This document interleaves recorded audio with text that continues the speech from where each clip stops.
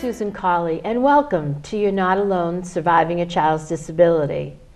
Children who have siblings with disabilities are vulnerable to emotional turmoil, depression, and even bullying. We as parents must try to provide an atmosphere in the family unit that will make sure our disabled children, non-disabled children, grow up well-adjusted, confident, and feeling loved.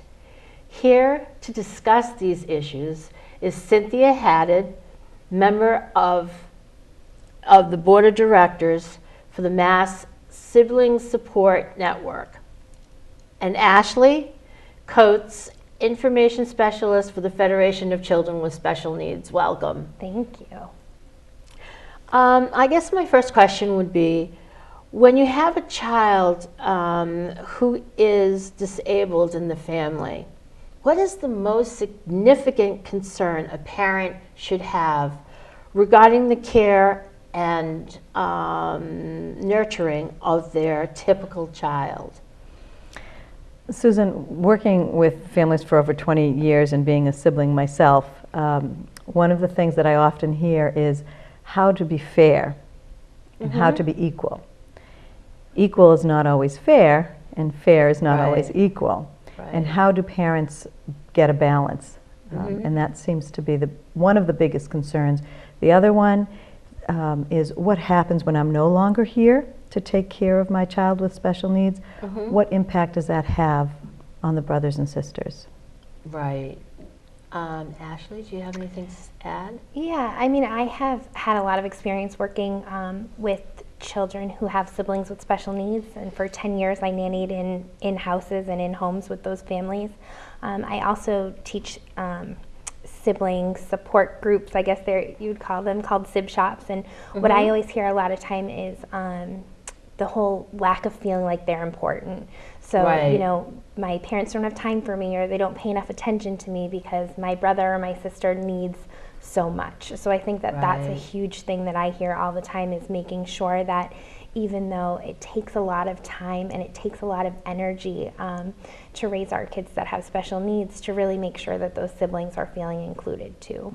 Right, and I'm sure it makes a lot of sense that children might feel a little neglected, and that's one thing that we need to really work on, is trying to find that balance to make sure that, yes, the sibling with a disability, you know, is a great concern and is a priority to some extent. You can't forget the other children in the family, and that is the major message that we're trying to send out today. Right.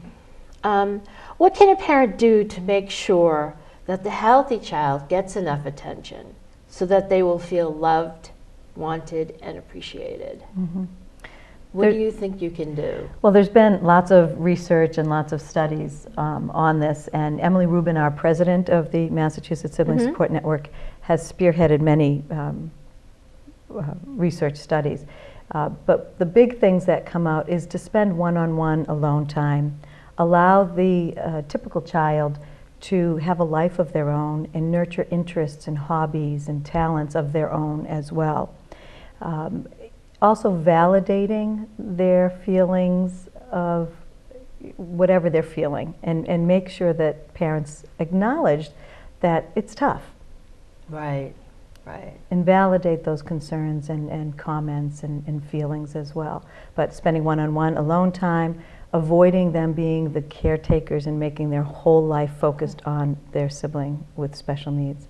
Which in my family, it was always about my brother. It still so spending time and making quality time with your other siblings seems to be the big issue. Yeah. I've seen a lot of families who've done things like sibling date nights. So like mom goes out, with their brother or sister, and they get to choose what they're going to do. And, it can be something as simple as going out to dinner or taking a walk or, going out and just having that time to spend together and having it not be centered around their siblings. So a lot of siblings feel like, gosh, I can't do this because my brother or sister can't go. Or, even now we get things like, we can't eat this because my brother or sister can't have this. So just giving them that ability to really, have some time to themselves and make some decisions that are their own and aren't necessarily surrounding their brother or sister. Right. What are some signs you might observe in the child who is disabled, which might indicate the child is not dealing well or effectively with the sibling that has the disability? I mean, I've seen a lot in terms of behavior. And so, we always talk about that behavior is a form of communication. So whatever they're doing, they're trying to tell you something. So kids who are acting out, or kids who are, you're getting calls from school maybe, or you're seeing them change their typical persona. A lot of times if you talk to them, it's because they're stressed out or they're anxious about their sibling, or they're feeling, neglected or rejected, or any of those, big words that we hear all the time. So I think just paying attention and watching out for those things could be a good sign. What happens if you feel that they're being bullied at school because of their sibling, their disabled sibling? Yeah. You need to, that happens. That happens. Growing up, my brother's generation was different. People with special needs were not really in the public schools until I was in middle school. Right. And at that point, it was kind of cool to have a brother that was a little bit different because nobody knew what people with disabilities were. Today, there's much more inclusion. There's acceptance, but we're not 100% there yet with our advocacy effort. But you do need to allow the typical child, brother or sister, to express what's happening in school. They can't keep it all to themselves. They don't have to take all the lumps all by themselves. So allowing an opportunity for that son or daughter to say, I'm trying to stick up for my brother all the time. I'm always trying to be their advocate. That can be overwhelming. And I know that one family, 11-year-old, was working really hard and trying to overachieve, and he knew he had to get really good grades because he had to go to college, get a really good job because he needed to take care of his brother when his parents weren't there. That's a concern. It's a big concern. Even for at 11, young, think about that. Young children still have that concern. I know my daughter has had that concern for a very long time, and now she's actually taking some action to be a little bit more involved with her siblings who have disabilities, because she's, she knows eventually I won't be around anymore, and it's something that she needs to do. But I think it's a real big concern for typical children. And I think, like you say, it can go one way or the other. These siblings are their siblings' biggest advocate. They really want to be there and protect them and make sure that they're not, being bullied or they're not being taken advantage of or things like that. But then I've also seen the total opposite sector of it, where they don't want to have anything. They don't want to spend time with them. They don't want to acknowledge them in school. And so depending on what that disability looks like, that can be really, really challenging. So I am such a big fan of open dialogue and, mom or dad or whomever is the caregiver saying, hey, how's school going? Does this happen to you? What do you feel like when it happens? And then take that feedback, because our siblings, they have a lot of decisions made for them all the time, where you're going to go, what you're going to do, all of these things. And anytime you have a chance to ask them, how do you feel about this? How is this going? Their responses to you are going to guide what happens next, or should guide what happens next, I suppose. What happens if they're shy, though, and they're withdrawn and they seem a little depressed and everything, and they don't seem to want to tell you. What can you do? As Ashley said, communication, communication, communication. If it's getting really bad, a therapist, staying in touch with that child's teachers, guidance counselors, and the people in their life too. I know sometimes parents can get overloaded with the PT, the OT, or whatever Right. the issues are. They're going to doctor's appointments nonstop. But being in touch with the typical child, the typical SIB, being in touch with their support network is really important, and allowing that communication to happen. And I think, you know, it's like you said, building a network for them too. Sometimes for those siblings, it's really hard for them because they don't know anyone else that has a sibling with special needs. Right. And so that's why things like, you know, local SIB shops that are in your area, or even, you know, parents find ways to connect all the time, and they go to support groups, or they go to, you know, they're part of this community of individuals with children with special needs. And we need to nurture that type of a community for brothers and sisters too, because in those instances, I've seen kids that have been super, super shy, don't talk to mom or dad about anything, and as soon as that door is closed, they are, you know, spouting off about, well, he did this and I was embarrassed and I felt this way, and, you know, all of these things. And sometimes it's really about just giving them the right environment to share those feelings with, opposed to, you know, expecting them to do something some way. But you don't think, but unfortunately, if they're spouting off like in a group, how can that translate to the parents?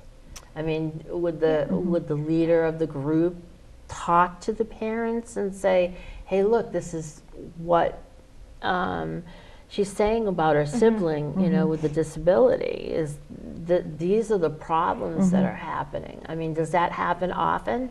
Well, Or is part it of the part of the privacy? excitement about a SIB shop is that it is, you know, we do say what Privacy. happens here stays here. But that doesn't mean that there's not a generalized conversation that sometimes happens that says, hey, you know, some of our kiddos are feeling this way. Or you might want to think about having a conversation with them and ask a question like this. Like, it's not that I'm trying to out these kids about what they're telling me, but I do want to be able to give some sort of feedback in a way that says, you know, this might be a concern for your child. And a lot of times it's just that parents haven't really thought about it. It's exhausting for the parents that I've worked with to take care of their child with a disability, and sometimes they just forget to ask the questions. They forget to think about, you know, wow, if I'm feeling this exhausted, if I'm feeling this overwhelmed, I wonder how my 9-year-old feels, or my teenager, or, you know, whomever. Right. So I think that that's how I've gone about it. And I think that there's something to be said for when Cynthia's talking about therapies and things like that, doing a family therapy session once in a while, you know, bringing everybody in and having those conversations with somebody else to guide it a little bit. Do you think you should sit down with your typical children and explain to them about the problems that their sibling with a disability has? And if so, if you do sit down with them, should the child with the disability be present? What do you think? Well, it depends on the child's disability. If it's visible or invisible, Right. Is it, you know, physical or cognitive? What it is, and every family situation is unique. Every family value system is very different. But research shows that the more communication, the more awareness, the easier it is to cope. So there's no fear. It's speaking often and speaking in age-appropriate language. To a 5-year-old versus a 15-year-old, explaining what autism is very different. Right. So to a 5-year-old, to explain that your brother, you know, has to work on some issues like, you know, not banging the walls so much. Right. But you have issues to work on too, like brushing your teeth better. Right. And keeping it age-appropriate. And that everybody has challenges and everybody's working on something. And helping also to understand, if there is a diagnosis, what that diagnosis means. You certainly don't want the child to hear from the playground that, you know, your brother or sister's, you know, a retard, which you would never hear now. But you don't want that. You don't want that to happen. The more information the children have, the brothers and sisters have, the more they can embrace the issues. But again, age appropriate is important, and as the child gets older, the sib might, we have older siblings that might attend an ISP when they're 22, 23, or they're in college. They might come and join on an ISP for their brother or sister because it's involving them in the future as well. But teenagers, definitely. That's when they want to know, oh my gosh, what's going to happen? What do I have to do? What's my role here? Right. There's a lot of anxiety and stress that comes with not knowing and not communicating. So the more parents can chat with their family and their siblings, and again, it depends on the child with a disability. If he's nonverbal, he can be there. He can be but there's there. also opinions too. Right. And hearing the voice of the individual as well as the voice of the sibling. That's what we're promoting. Yeah. Right. I really feel like in a situation where you know that things are going to be more challenging for this sibling than they might be for another sibling, anything you can do to support that is going to prove helpful. So anything you can do to help them anticipate things that might be coming. I mean, especially when we're talking about kids with, certain behaviors, things like that. Or I have worked with a lot of families where the sibling with a disability, might be a danger to their sibling at some point. They might have, some violent tendencies and things like that. And we can't pretend like those things aren't happening. We can't just say, oh, gosh, I'm sorry that your brother hit you over the head today with, whatever truck or toy. You have to acknowledge, hey, so-and-so has a hard time sometimes stopping their hands or, controlling themselves, and we're working on that, but I want you to feel safe. I want you to feel all of these things. And if we just pretend like they're not happening, it doesn't mean that they're not. It just means now we're not talking about it. Yeah, so communication is very important. Do you think parents expect their typical children to help with the care of their sibling who has a disability? Again, it's culturally it may be expected, and each family situation is very unique and very different. Some of the families that I have worked with over the years, they don't want their siblings to be involved at all, the other children. Really? Or they do expect it. Every family is very different. Mental illness is a little bit different than Down syndrome. Down syndrome is cute and it's easier sometimes than someone with mental illness because you don't know what's going to happen. Someone with bipolar, you never know if they're taking their meds, not taking their meds. Down, or it's whatever. very stressful for the brother or sister. So what the expectations are of the parents need to be communicated to the children, but it varies. It really does. My family situation, I was always the it child. We do find that in many families there's one brother or sister that will be what we call the it child, that will be the person that will carry on and take over things, be their brother or sister's advocate, maybe be their guardian in the future, but they're the ones that go to the social events and incorporate their life with them. But I've had studies where some siblings, when they are off to college, where do they go? As far away as possible. Right. I think sometimes it's unintentional too. I don't think that parents are sitting at home thinking, I'm going to encourage my, my daughter to take over this, or I'm going to have them. But when you're overwhelmed and when there's a lot of stuff going on, you naturally will reach out to your natural supports. And at times, those other siblings become a natural support. So, I need to go do this. Can you watch your brother? And it's not like watching your typical brother. It's, okay, I have to make sure that he has his medicine, or that he has this, or he does this. And so I don't necessarily think that parents are planning for it to become that way, but I think sometimes it just happens. And so you have to be cognizant of that. Especially you have if the child is older, the typical child is older, there's more responsibility. And even sometimes our younger siblings, even if they're younger, they're older developmentally. And so I see a lot of that too, that your older brother's 12 and you're 8, but realistically you can do more than he can do, and they take on this older sibling role even if they're not chronologically older.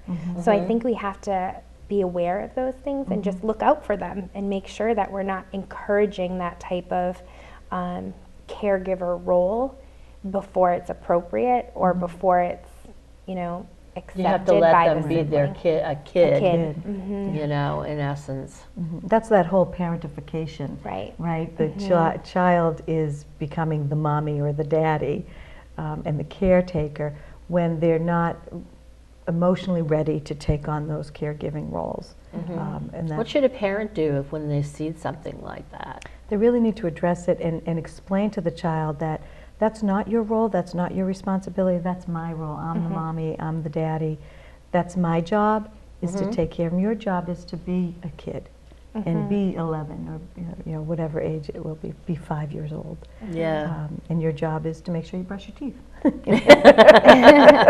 And I think it's also sometimes acknowledging where there might be gaps like that. So saying like, you know, so-and-so feels like they have to do this, but why is that? Is it because we don't have extended supports? Is it because we're not reaching out to other people that could be helpful to us? And I think that that's important too, is to know, hey, I'm a little overwhelmed and that's showing with my, you know, my little ones, and I need to figure something out.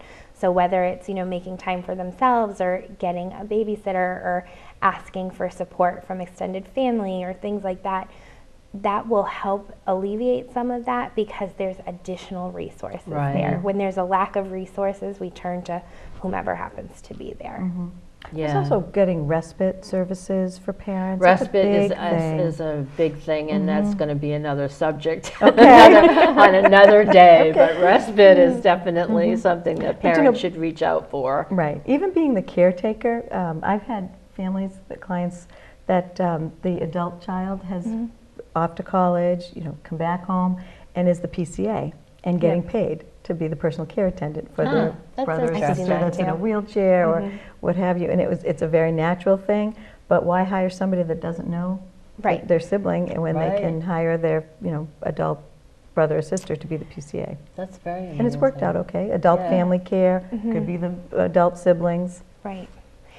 Do you think it's important or necessary for the typical child and the sibling with a disability to socialize, even if it is in the home? So for them to have a relationship together? Have a relationship. Yeah, I like to think of it the same way you'd think of it with if you're both siblings are typical.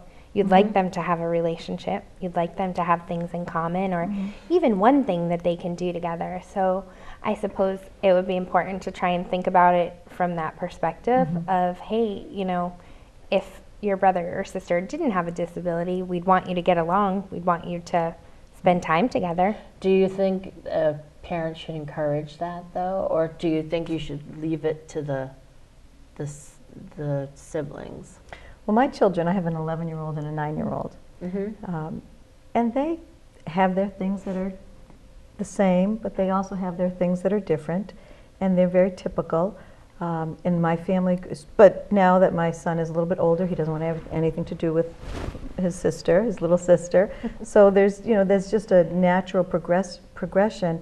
And a typical child, there's stages and times where they want nothing to do with each other, which he's 15. He shouldn't be wanting to do anything with his family or his mom. So there's that typical behavior that we overemphasize, oh my, you know, but it should be a natural. I mean, my brother doesn't have a disability, but when he was 9 and I was 11, he handcuffed one of my best friends and threw the key away. Like, I didn't want to spend time with him then. Now, that really happened.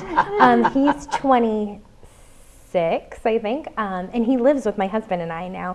He's my very best friend in the whole world. I, you know, would go to him before I would go to anybody for anything. But that's just the way that things evolved. My mom didn't say, hey, Ash, you know, you should move in with your 26-year-old brother, or the other way around, I guess.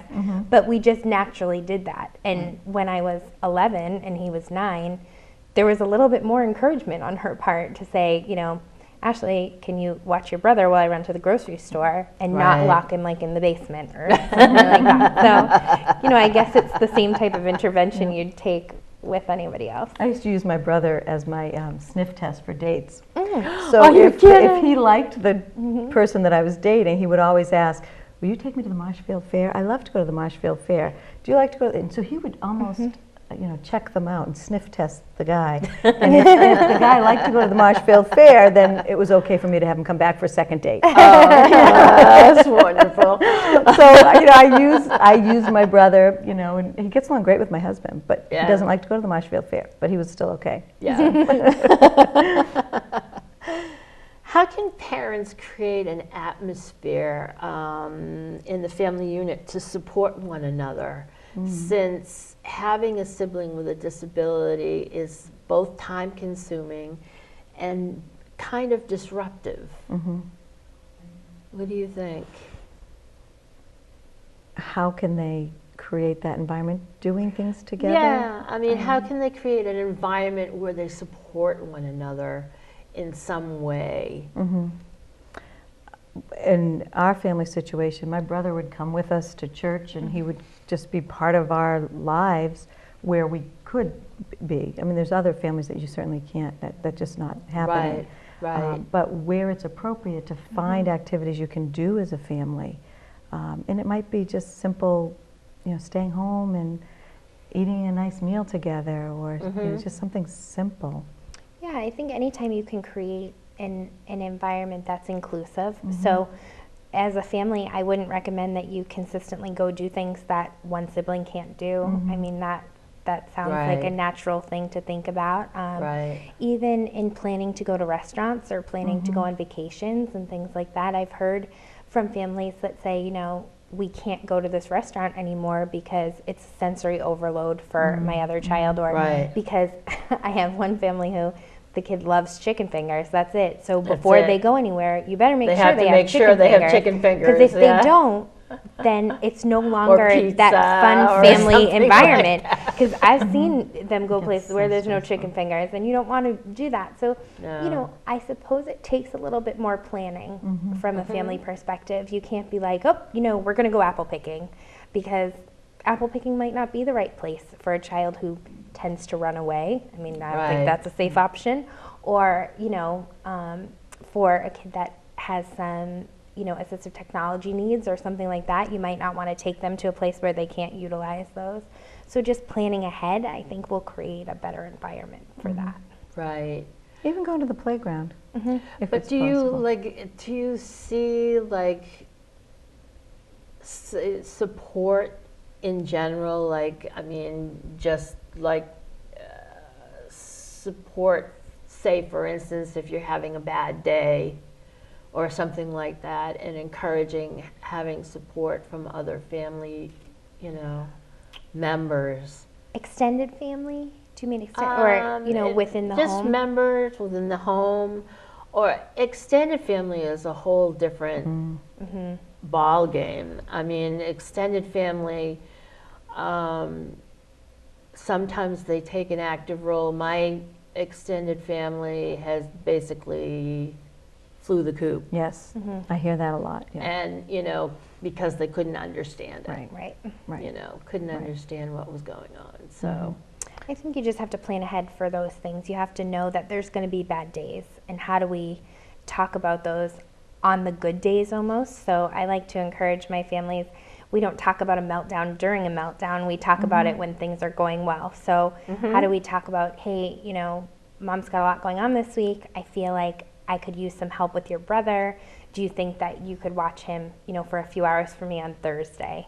So planning ahead of that, rather than on Thursday when you come home being like, oh, I'm going out, you need to watch your brother. Yeah, right. That's a very different conversation. And again, it's different for every family, but involving everyone in those talks is important, because maybe, that brother or sister had something exciting to do on Thursday, and now they're missing it, and now they're resentful. They're resentful of their brother, they're resentful of you, they're all of these things. So asking them, not assuming that you can just count on them to go do whatever you need them to do.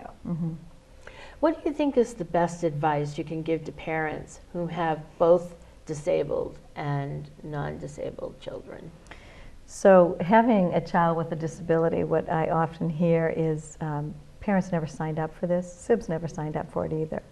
No. And brothers and sisters do share the longest relationship on earth, and knowing that, we need to look for the positive.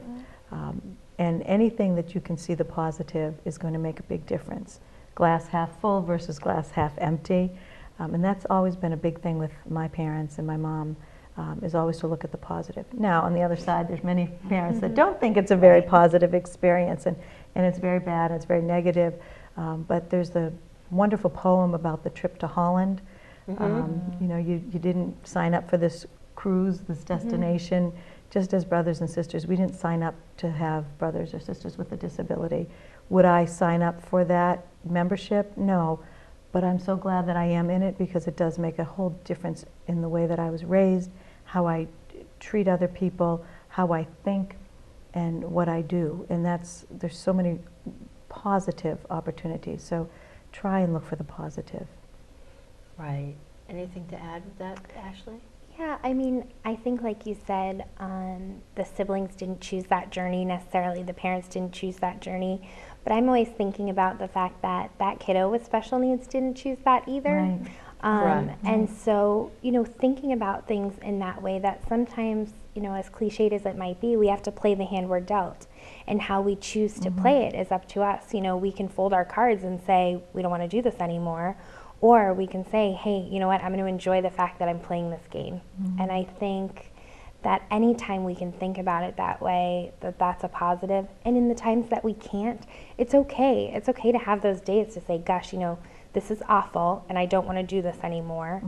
But as long as you have more good days than bad, and as long as on those bad days you know what to do and who to talk to, I think you're doing, you know, the best you can. And that's all you can ask for. Right. Well, thank you, Cynthia and Ashley, for joining us today. See you next time on You're Not Alone Surviving Your Child's Disability.